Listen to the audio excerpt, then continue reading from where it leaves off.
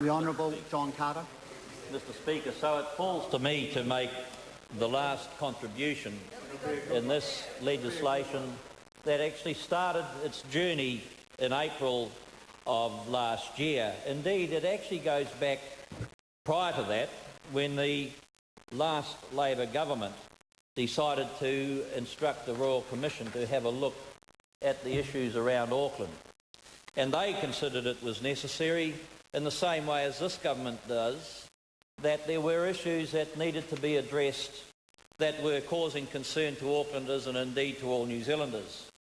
And so this government decided that when the Royal Commission reported, and it must be remembered that the Labor government actually postponed the delivery of the Royal Commission until after the election because they didn't want to have to grapple with it themselves, this government decided to take up the challenge and lay down the opportunity for Aucklanders to move forward and to become a greater city than it already is. And so, Mr Speaker, this is the structure that we now have to lay and to pass to the people of Auckland. Aucklanders wanted a council that actually worked on regional issues. It didn't want the present system, which I must say, as far as I'm aware, everyone in this House acknowledges. They didn't want a system that caused conflict and disarray, as we see so often with the current structure.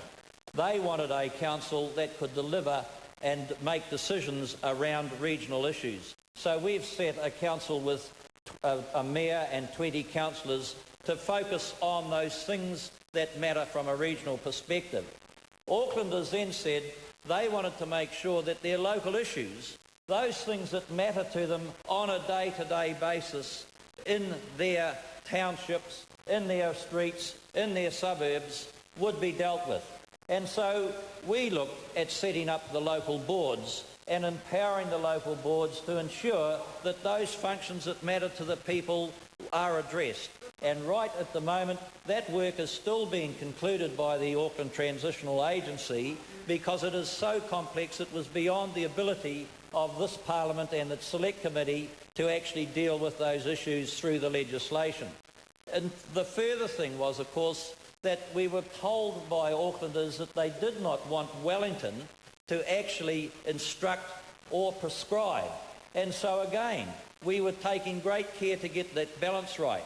The third area that they asked was to ensure that we had an efficient way of delivering the services that Aucklanders require on a day-to-day basis, such as their water and their roading and those other things that matter from a social perspective.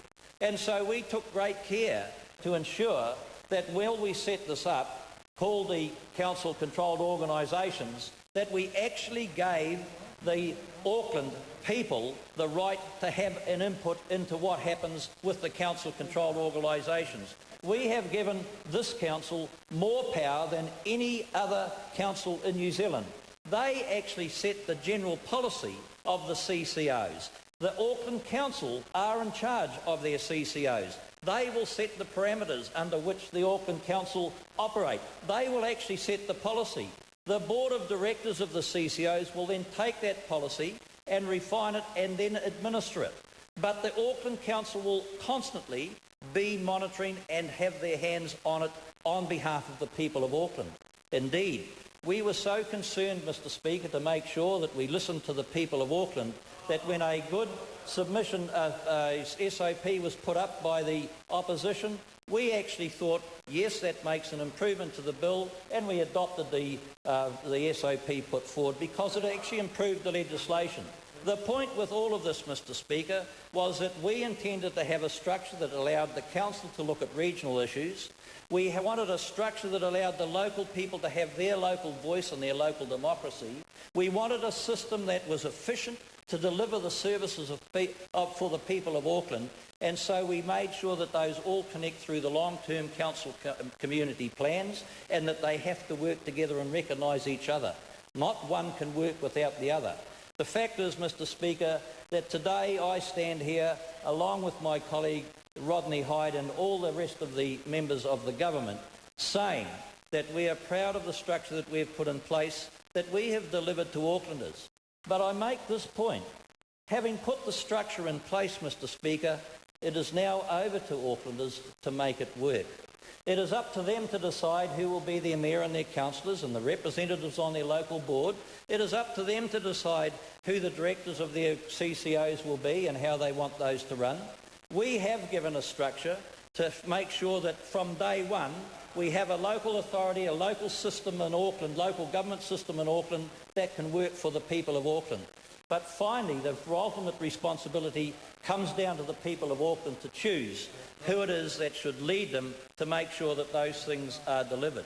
I'm proud, Mr Speaker, to have been part of the Parliament that has made the biggest change in local government history in New Zealand. And I'm proud to have been part of that, Mr Speaker. And I'm absolutely confident that while we hear some mistruths put forward and misinterpretations put forward deliberately by the opposition on how it will all work, that I'm absolutely confident that we will end up with an Auckland that will work for themselves and for New Zealand. Mr Speaker, it now brings me to conclude by saying some thank yous. And I want to first of all thank the Clerk's Office for all the work that they did for us through the Select Committee. I'm not going to name any names particularly because to do so would leave others out. But I must say they were absolutely a big part of this whole structure, and I think all the members of the Select Committee would recognise that. I want to thank the PCO for all the work that they did. We wouldn't be here today without the sterling work that they gave to the Select Committee and to this Parliament. I want to thank very much the staff of the Department of Internal Affairs and all the other department representatives who played a huge part in giving us advice and assistance as we worked our way through the submissions and those things that people of Auckland felt was absolutely necessary. I want to thank the staff in the Minister of Local Government's office because they played a big part, as did the staff in my office. I want to thank them for the work and the hours that they've put in on behalf of the people of Auckland. Already we have acknowledged the work that has been done by Mark Ford and the ATA, but I want to add my thanks to that gentleman and to the people that he's brought around him to make this whole thing function. Quite honestly, Mr Speaker, we wouldn't be as far as we are. Indeed, I don't think we would have got there without the fine leadership that he and his team have given us. I want to also thank all the staff of the councils. It's a difficult time for them. And quite honestly, I'm surprised and pleasantly surprised at the way in which they have responded to this challenge of setting up what is this biggest change in the council, in the local government in New Zealand. I also want to thank the Mayor and the councillors for the work that they've done, Mr Speaker. And I've got to say, they too could have been very difficult, but in the main, they've been supportive. And apart from the odd one ducking behind a tree every now and again, the fact is that actually, Mr Speaker, they have been very supportive and very helpful. I want to also say that I'm proud of being involved with the Select Committee and all the members that have been on it, and for having that opportunity. I feel it's indeed been a great privilege to have been involved in working with the Select Committee and having that right to chair it. Finally, Mr Speaker, I want to say this.